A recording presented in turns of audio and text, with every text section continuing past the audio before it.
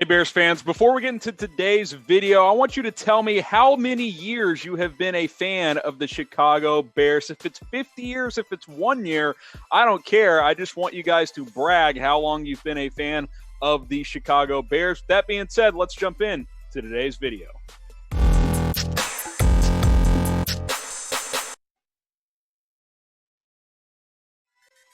All right, let's get into the big news of the weekend coming down on Saturday when the Bears announced that they would not exercise Mitchell Trubisky's fifth-year option. I don't want to break down the news as much, but rather talk about what this could possibly mean. Obviously, it means, number one, that he will be a free agent after this year, unless the Bears do decide to randomly extend him during the season or franchise tag him after the year, which both could be a possibility, although it seems very unlikely at this point. Doesn't mean he won't be back. Doesn't mean he won't return. It just means that they are not opting into that fifth-year option. If he plays really well, earns the starting job, and proves he can be the starting quarterback, I would imagine they sign him to a long-term deal. But up to this point, this is kind of why he did not get the fifth-year option, and they didn't secure that because he's been a bit inconsistent. We saw this coming when Chicago traded for Nick Foles. There's a reason they traded for him, and now there's a reason why they haven't opted into his fifth year, because at this point, the Chicago Bears are not convinced that Mitchell Trubisky is the long-term answer at quarterback. Now, he will get to compete with Nick Foles for the starting nod. That much has been very, very clear, but when you trade for a veteran quarterback who has $21 million in guaranteed money in Nick Foles, that means that you don't have a ton of belief in your current young quarterback. So we'll see how it plays out. Trubisky's handled this well, apparently, according to Ryan Pace and folks within the building, but we'll just have to see what happens once training camp rolls along. Which quarterback will start for the Chicago Bears? Type F for Nick Foles, type T for Mitchell Trubisky. Honestly, I'd be surprised if both these guys didn't start at some point this year because they've both been inconsistent throughout their careers.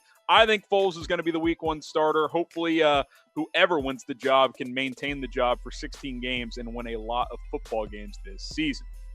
Now, I will say this, while it's not ideal that the number 2 overall pick in 2017 is having his fifth-year option decline due to lack of premium performance, he's not alone. Myles Garrett is the only guy out of the top 5 picks that has had their fifth-year option picked up. Solomon Thomas, who the 49ers took as a part of that trade for Trubisky, he hasn't been very good. They declined his option. Leonard Fournette, he's been up and down, option declined. Corey Davis, not very good. His option's been declined. I think 14 or 15 of the first-round picks out of 32 that year haven't had their fifth-year options picked up. So it's kind of a funky draft.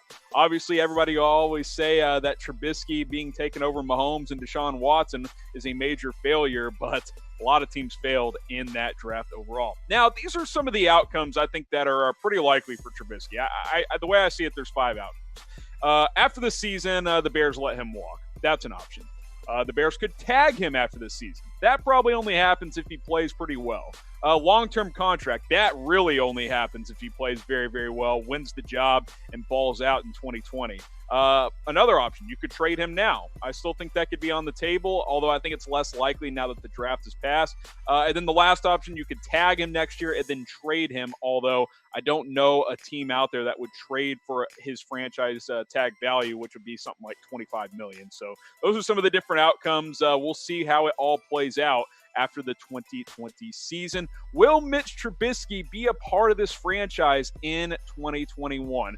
Obviously, trading him now means he wouldn't be a part of it in 2020, but I think that's pretty unlikely. I think he'll get to compete for the job and be on this roster this year. But after this year, it's 50-50 at best. I'm typing my in for no. I do not think Trubisky will be a Bear in 2021.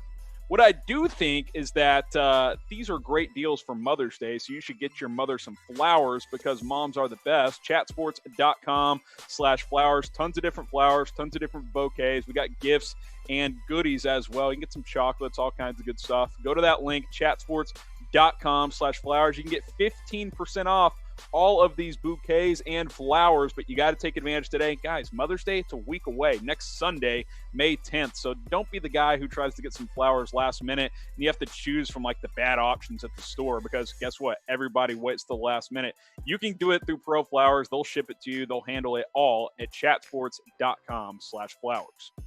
All right, I want to talk a little bit about Andy Dalton. Obviously, he was a quarterback the Bears were linked to heading into this offseason. The Bengals did eventually release him, and now he has landed quickly on his feet with the Dallas Cowboys to back up Dak Prescott. 1 year, $3 million, up to $7 million in potential money, but only $3 million is guaranteed.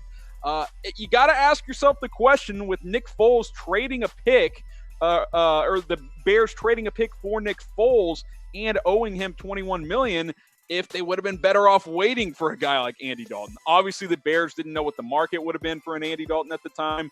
They probably thought that they would have had to trade for him as well, but you got to ask the question because Dalton has certainly had a better career than Nick Foles. Now, there's other things in play here. Nick Foles knows this coaching staff well. He's won a Super Bowl. He's played well in the playoffs, whereas Andy Dalton hasn't played well in the playoffs. So those are things under consideration. But Andy Dalton for $3 million in guaranteed money versus Nick Foles and $21 million guaranteed money feels like a big difference there. And Jameis Winston, look, the guy threw 30 picks last year, but less than $2 million in guaranteed money versus Nick Foles, $21 million.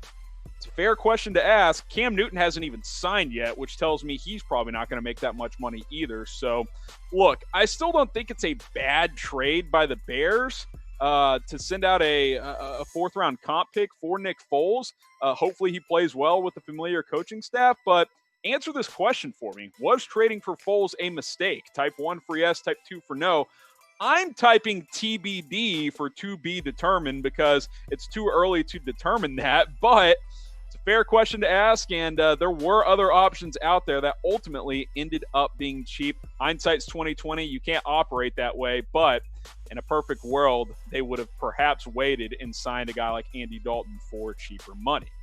Now, the NFL is planning on releasing its 2020 schedule in full as planned this week. Sometime between May 7th and May 9th is when the schedule is expected to come down. We know the Bears' 16 opponents. They're playing the AFC South and the NFC South are their two divisions. Obviously, they play third-place NFC teams as well since they finished third in the NFC North. The NFL's plan, maybe they're overly optimistic, is to start on time and have fans in stadiums. We'll see if that actually happens with the ongoing pandemic in the United States and globally. But as of now, they are remaining optimistic, and they are releasing the schedule. So we will see what happens a few months down the road. But I am excited to see when the Bears play certain opponents. Again, we do know the opponents. These are the home games for the Bears. Detroit, Green Bay, Minnesota, obviously the NFC North opponents. Tampa Bay, Tom Brady coming to town. That should be fun as well. The Houston Texans, Indianapolis Colts, New Orleans Saints, and the New York Giants. So some tough ones, some easier ones like the Giants on the home slate as well. Before we get to the road slate, how many Bears games have you been to, especially at Soldier Field? You can tell me in general. Feel free to specify if they were home or road games, but how many in total have you been to in your life? I've never had the opportunity to go to a Bears game at Soldier Field. Being based in Dallas, I actually watched a game between the Bears and the Cowboys a few years back at AT&T Stadium, but I've never gone to Soldier Field, which is something certainly I want to do. But go ahead and let me know how many Bears games you have been to. Some road games on the schedule: Detroit, Green Bay, Minnesota. Again, the divisional opponents. We know how that works. You play them at home, play them on the road. Atlanta Falcons on the road. We'll see how they look in 2020 after a down season last year. Carolina on the road. Jacksonville on the road. You got the Rams on the road as well. Tennessee. This road slate's fairly manageable. Carolina's rebuilding. Jacksonville's tanking. We'll see what the Rams look like. Atlanta wasn't great last year. Tennessee will be a tough game, but I actually think this road slate is fairly manageable for the Chicago Bears. It'll be interesting to see what their record ends up being this upcoming season. Now, Vegas, last time I checked, has the Bears slated at about 8.5 wins. Obviously, you can't win half a game, but that's how you set over-unders. So what do you think? Over 8.5, under 8.5? Let me know. I've got the Bears at about a 9 or 10 win team right now. I think this defense is elite. I think if the quarterback play is marginally better, there's no reason this can't be at least a wild card team. So I'm taking over. I'm between 9 and 10 right now. Haven't fully decided yet. Got to see what the schedule looks like when it comes out later this week. But I'm typing my O for over 8.5 wins this season. I want you guys to type S if you've already subscribed to Chicago Bears Now. And if you haven't, hit that big red subscribe button. Look, we're like less than 100 subscribers away from 7,000 subs. We launched in early January, and as we sit in early May, we're approaching 7,000. So we're growing like crazy. We want to be the top Bears channel on YouTube. So help us out by hitting that big red button. We're putting up videos almost every single day now. So type S if you've subscribed. And if you haven't, go ahead and hit that big red button. We got videos going up all the time. All right, NFL rookies for most teams, but especially the Bears, have chosen their numbers. Obviously, the Bears had 7 draft picks. They have all chosen their jersey numbers. So have UDFAs. Obviously, rosters are bigger right now, around 90 players at the moment. So some players on offense and defense have to wear the same number. A couple of current Bears have changed numbers as well. Duke Shelley, Kentrell Bryce. Shelley wearing number 20 now. Bryce wearing number 43.